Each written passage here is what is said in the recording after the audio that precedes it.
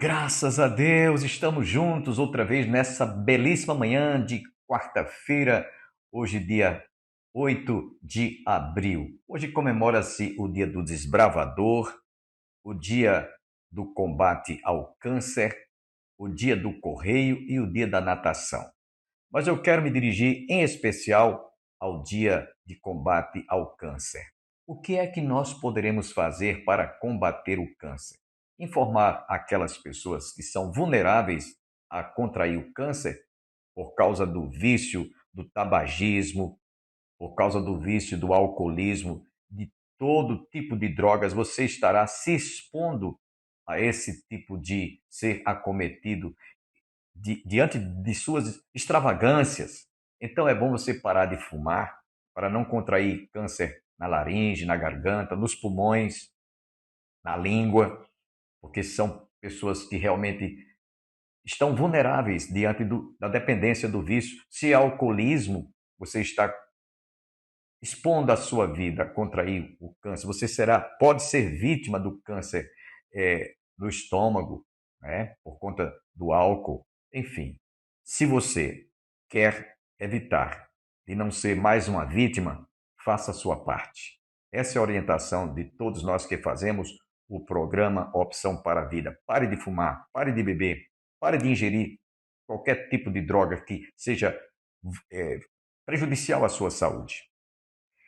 Logo mais estaremos ouvindo mais uma vez a palavra de Deus que será ministrada por este que vos fala.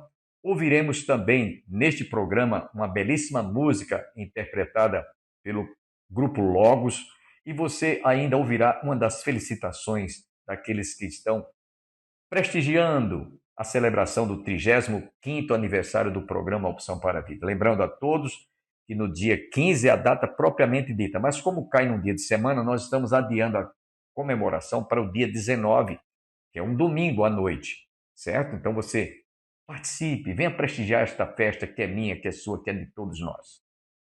Sem delongas, quero deixá-los com o grupo Logos louvando a Deus.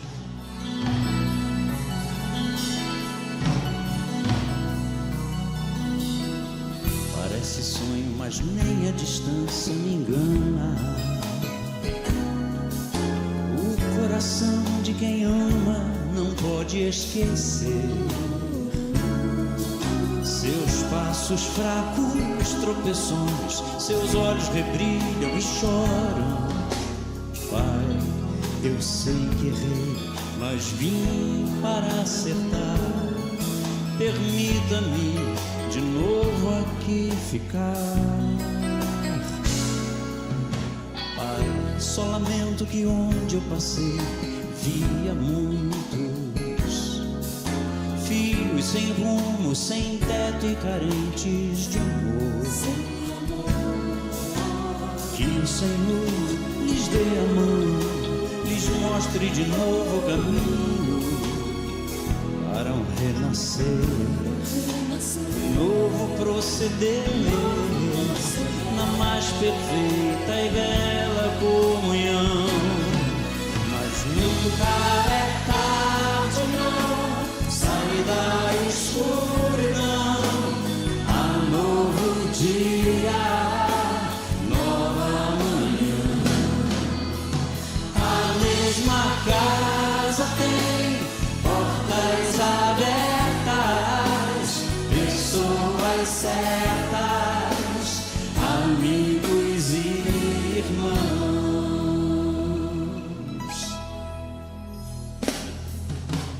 Nunca é tarde, não, sai da escuridão.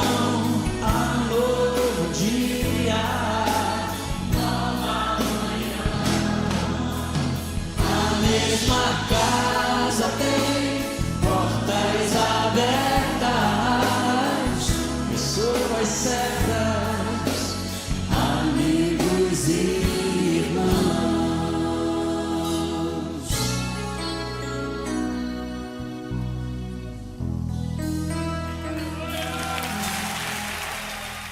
O programa Opção para a Vida estará completando 35 anos no ar.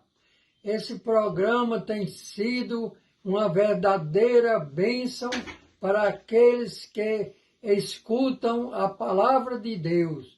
Muitas pessoas já entregaram a sua vida através da mensagem desse programa.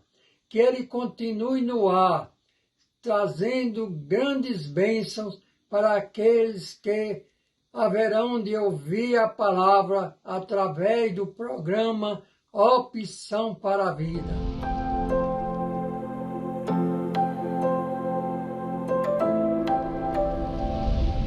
Lá na carta do escritor sagrado aos Hebreus, capítulo 13, versículos 1 e 2, abra bem os ouvidos para ouvir isso aqui.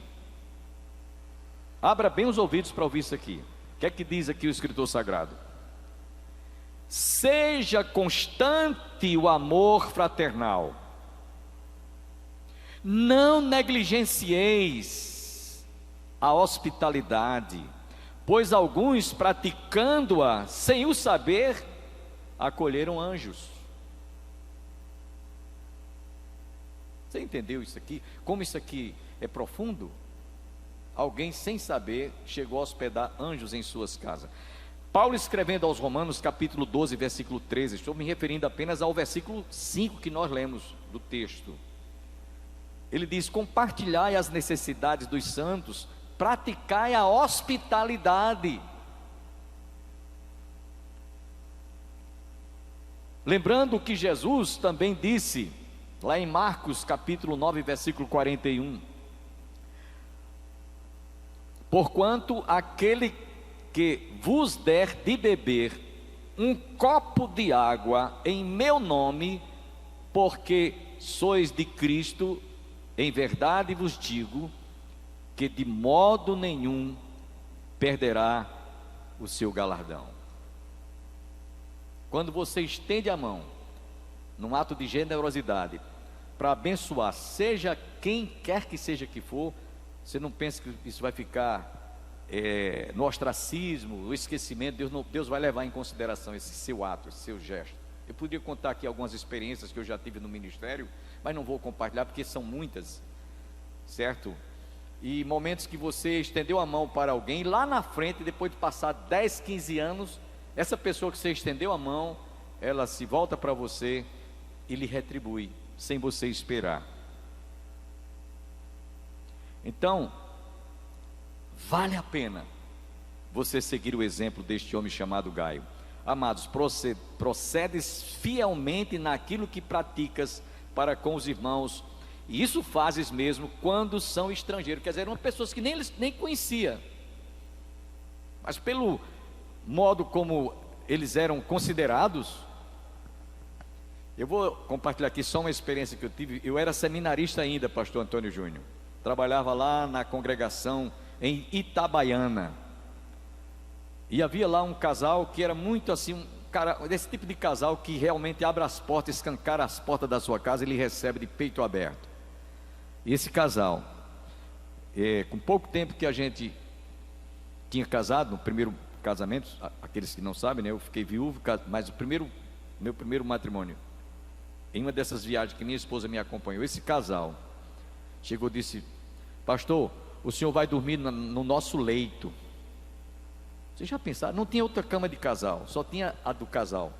E eles foram dormir lá, acho que em rede ou lá no quarto lá, mas eu disse: não precisa, a gente dorme aqui. Não, vocês vão dormir no meu leito, na nossa cama. Um ato de generosidade, né?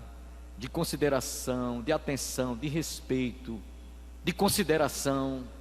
E eu fiquei assim, cheio de perna. Eu digo: mas rapaz, não precisava disso. Não, vocês vão dormir aqui, no nosso leito. Foram dormir lá para dentro, lá para, não sei se foi em rede ou se foi em cama de solteiro. Eu sei que isso é um exemplo de uma ação de generosidade. Você faria isso? Bom, vamos lá. Versículo 6: os quais perante a igreja deram testemunho do teu amor, bem farás encaminhando-os em sua jornada por modo digno de Deus. Aqueles obreiros que passaram pela casa de Gaio ficavam tão impressionados com a maneira como eles eram tratados, que quando chegavam de volta, diziam para o apóstolo São Paulo: olha, nós fomos tratados como príncipes, fomos bem recebidos, fomos bem acolhidos. E o relatório que eles davam, o depoimento que eles davam, era realmente algo que impactava qualquer um daqueles que por lá passassem. Então aqueles obreiros relataram a João um testemunho alvissareiro daquilo que eles recebiam, né? E de como era positivo aquilo que ele fazia por todos os obreiros que passavam por lá, e fazia com amor. Fazia com amor.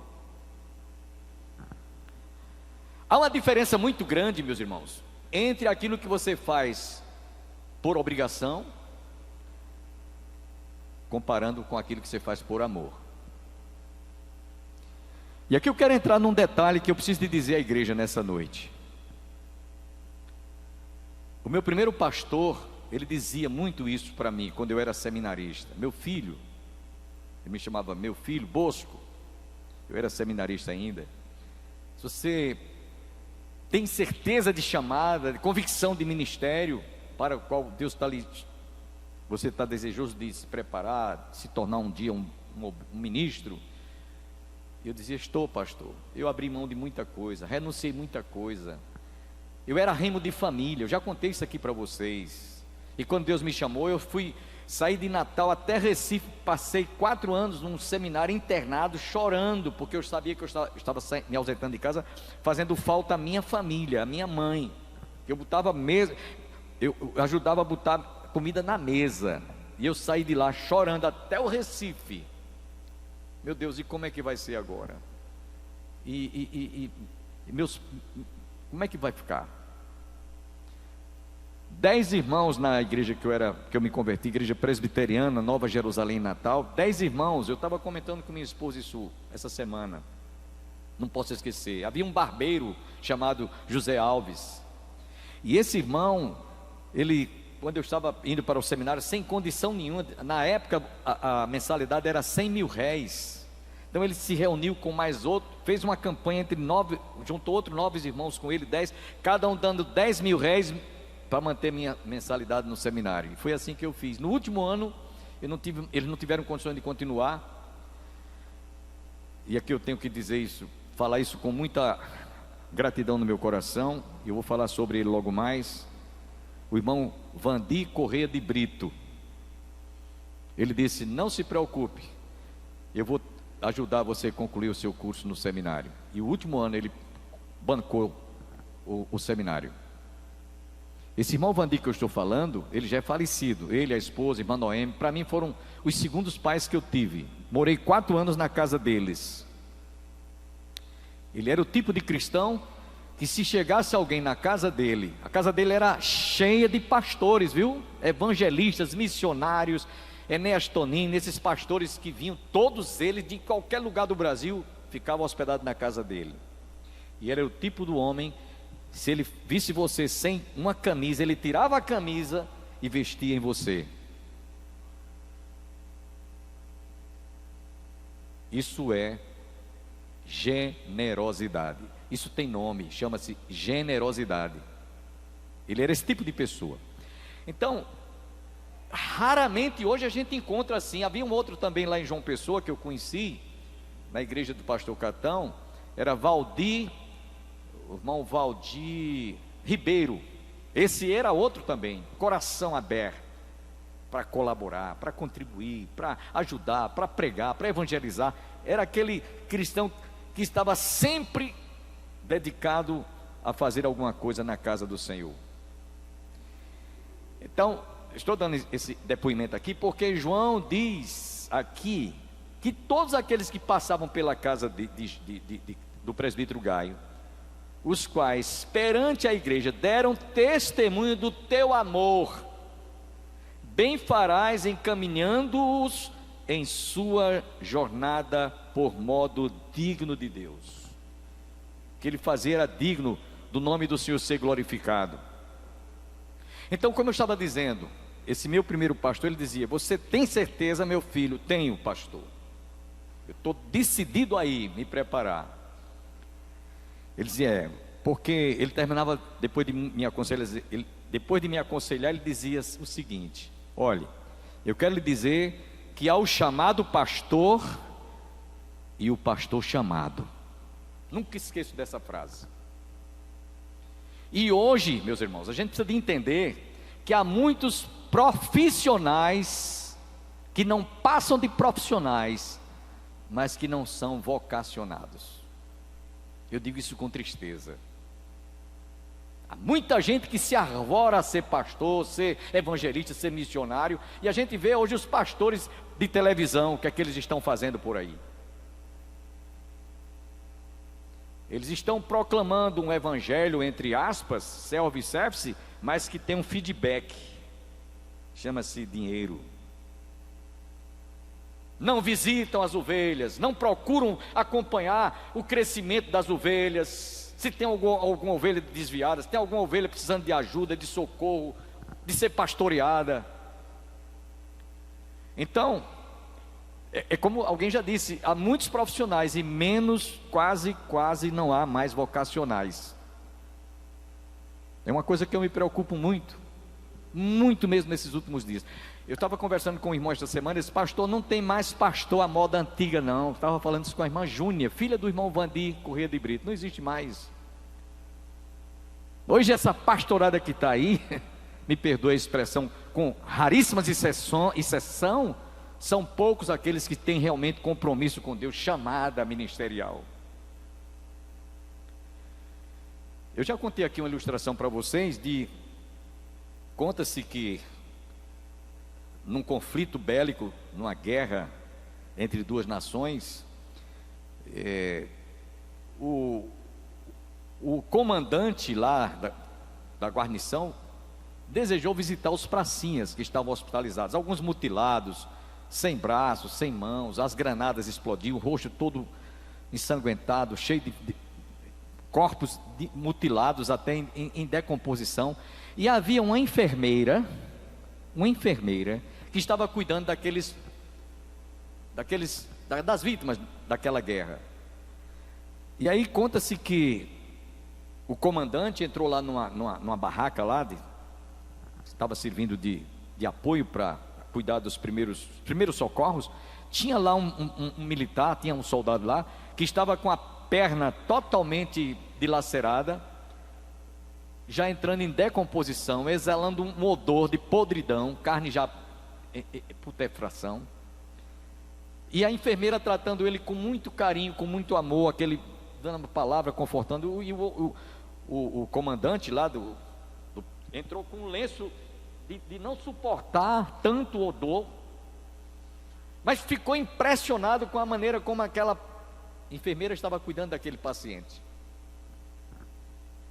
E quando ele saiu depois, ele procurou aquela enfermeira e disse: eu entrei naquela enfermaria improvisada. Olha, moça, eu não ganharia o dinheiro do mundo inteiro para fazer o que você fez ali, o que você estava fazendo com aquele soldado. Ela disse: eu também, comandante, jamais eu faria isso, mesmo ganhando o dinheiro do mundo inteiro, do mundo todo. Sabe por quê, comandante? Porque eu faço por amor. Eu faço isso aqui porque eu amo o que faço. Ah, meus irmãos, será que hoje a gente vê ministros fazendo isso por amor? Ou mais por uma obrigação, mais porque estão visando o que vão ganhar, o que estão ganhando? Então veja a diferença entre o que é que se faz por profissão, em detrimento de quem o faz por vocação. Uma coisa é diferente, profissão é uma coisa, e vocação é outra coisa. Então, João diz aqui: continue nessa jornada, pois isso muito agrada a Deus. Isso faz diferença entre mercenários e pastores. Versículo 7, vamos lá. Sim, no versículo 6 ainda, eu estava lendo, que eu gosto muito de ler tradução na linguagem de hoje, e eu anotei aqui uma coisa interessante. Na linguagem de hoje, olha o que é que diz aqui no verso 6. Eles contaram à igreja, quer dizer, os obreiros que passaram pela casa de Gaio, contaram à igreja a respeito da sua amizade e das suas ações generosas. Eu fico contente quando você hospeda com uma boa e despede com uma boa ajuda. Gaio fez tudo por amor para com aqueles mensageiros. Ele foi um exemplo de cristão hospitaleiro. Que você lute para que você um dia também seja ou se torne um Gaio aqui na igreja do Calvário. Amém, irmãos? Amém? Parece que ninguém está acompanhando o meu raciocínio. Eu tenho o desejo muito de chegar a esse ponto. Versículo 7, vamos lá. Versículo 7. Pois por causa do nome foi que saíram, nada recebendo dos gentios. Interessante que dá a impressão que esse nome aqui ficou no anonimato. O nome, como ele diz aqui, pois por causa do nome foi que saíram, nada recebendo dos gentios. João está dizendo o seguinte: olha, foi por causa do nome de Jesus que eles deixaram a casa, deixaram a família, deixaram os negócios. Quem era pescador como Pedro deixou as redes lá e foi seguir a Jesus. Deixaram tudo. Foi por causa desse nome de Jesus que eles saíram pregando e estão anunciando o evangelho. Agora preste atenção, em outras palavras ele está dizendo o seguinte: o que você está fazendo é justo, continue fazendo isso, continue nesta prática, porque se você não fizer, eles não vão ter como se manter, eles não vão ter sustento. E se por acaso eles viessem a pedir algum ímpio, algum gentio, alguma ajuda, algum benefício para comer ou para se abrigar em algum lugar, o ímpio, o gentio, pode interpretar isso como sendo um aproveitador, está se valendo do evangelho para ganhar ou faturar alguma coisa, ou se prevalece de pregar o evangelho para ter. Isso não recomendaria bem. É isso que João está dizendo em outras palavras, no versículo 7. Pois por causa do nome foi que saíram, nada recebendo dos gentios. Não, outra coisa, irmãos, a igreja é a única instituição no mundo que não depende de governo para se manter. A igreja é a única instituição no mundo, eu vou repetir, que não precisa de verbas do governo, de verba de orçamentária do orçamento do governo para se manter. A igreja não precisa. Quem mantém a igreja é Deus, através dos dízimos e das ofertas alçadas para manter a sua obra. Amém, meus irmãos? Por isso seja fiel a Deus, entregue o dízimo do Senhor para manter a casa dele, para manter a obra. E no versículo 8, estamos já quase na reta final. João diz: portanto devemos acolher esses irmãos para nos tornarmos cooperadores da verdade. Nos tornarmos cooperadores da verdade.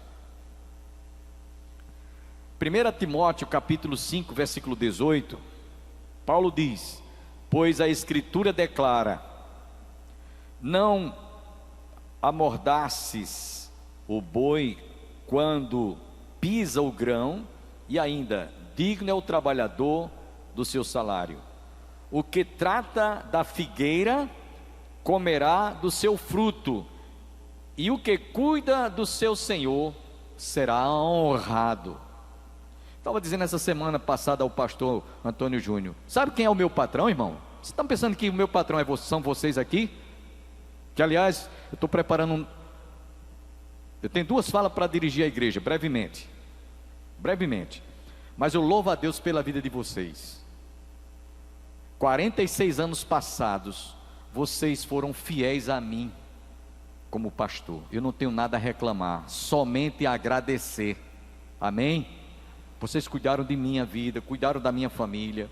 Eu estava dizendo a pastor Antônio Júnior: sabe quem é o meu patrão? Meu patrão é Deus.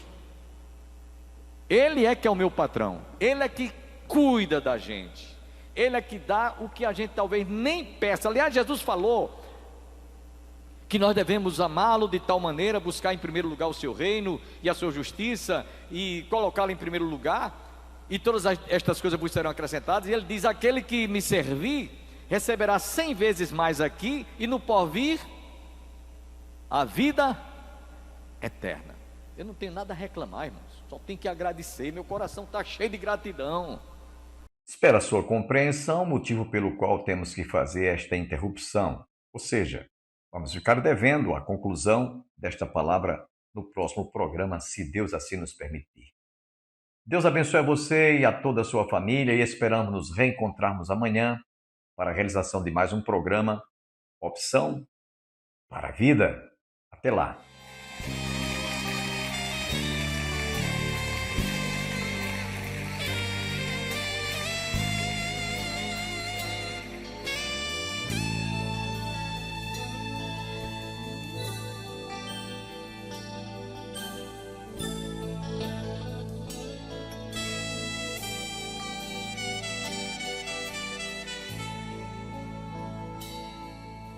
Situações nessa vida me fazem sentir que não sou forte a ponto de até resistir. Nestes terríveis momentos, os maus pensamentos me querem levar a um extremo de vida que meu equilíbrio se deixa enganar. Instantes que se prolongam, tentando mudar tudo que já se fez novo, pois Cristo mudou. Tentando hoje trazer o que eu tento esquecer. Sou vencedor e ninguém poderá me deter, pois eu sei que jamais eu provado serei, além do que eu possa suportar. E se ainda eu cair e pensar que é o fim, Jesus me ergue e segue junto a mim.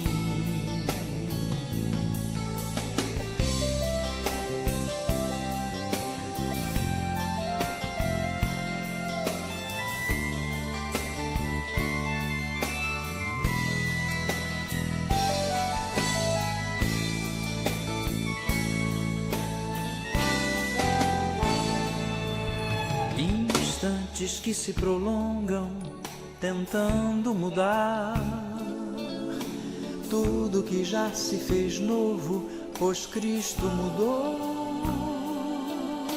Tentando hoje trazer o que eu tento esquecer. Sou vencedor e ninguém poderá me deter, pois eu sei que jamais eu provado serei, além do que eu possa suportar.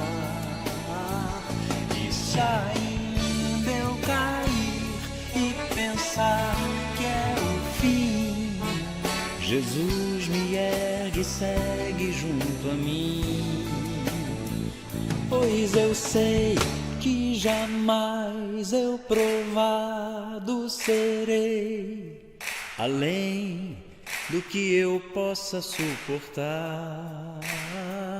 E se ainda eu cair e pensar que é o fim, Jesus me ergue e segue junto a mim.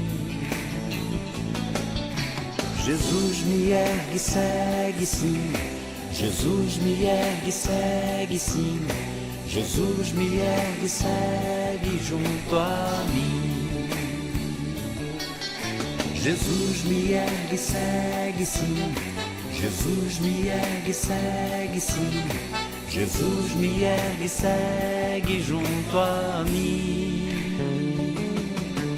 Jesus me ergue e segue sim, Jesus me ergue e segue sim, Jesus me ergue e segue junto a mim.